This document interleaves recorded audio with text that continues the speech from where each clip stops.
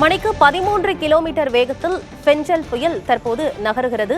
அது தொடர்பான அண்மை செய்தியை பார்க்கிறோம். சென்னையிலிருந்து 110 கிலோமீட்டர் தொலைவில் மணிக்கு 13 கிலோமீட்டர் வேகத்தில் பெஞ்சல் புயல் நகர்ந்து வருவதாக அண்மை தகவல் வெளியாகியிருக்கிறது.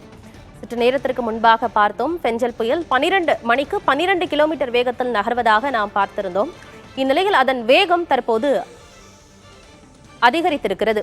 பெஞ்சல் புயலின் வேகம் அதிகரித்திருக்கிறது. 12லிருந்து 13ஆக அதிகரித்திருக்கிறது. மணிக்கு 13 கிலோமீட்டர் வேகத்தில் பெஞ்சல் புயலின் வேகம் அதிகரித்திருக்கிறது.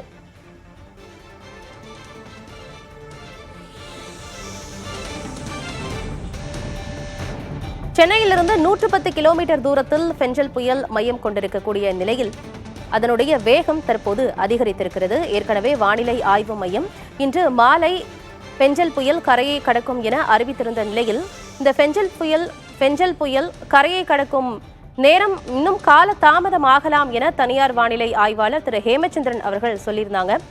இந்நிலையில் மணிக்கு 13 கிலோமீட்டர் வேகத்தில் பெஞ்சல் புயல் நகர்ந்து வரும் நிலையில் இன்றைய மாலையே பெஞ்சல் புயல் கரையை கடக்குமா அல்லது நாளை அதிகாலை பெஞ்சல் புயல் கரையை கடக்கக்கூடுமா என்கிற கேள்வி எழுந்திருக்கிறது. புதுச்சேரியிலிருந்து 120 கிலோமீட்டர் தொலைவில் பெஞ்சல் புயல் நிலை கொண்டிருக்கிறது. சென்னையிலிருந்து 110 கிலோமீட்டர் தொலைவில் பெஞ்சல் புயல் நிலை கொண்டிருக்கிறது. இன்று மாலை காரைக்கால் மாமல்லபுரம் இடையே கரையை கடக்கும் என வானிலை ஆய்வு மையம் கூறியிருக்கிறது. தற்போது பெஞ்சல் புயலின் வேகம் அதிகரித்திருக்கிறது. இதன் காரணமாக கடல் சீற்றமாக காணப்படுகிறது.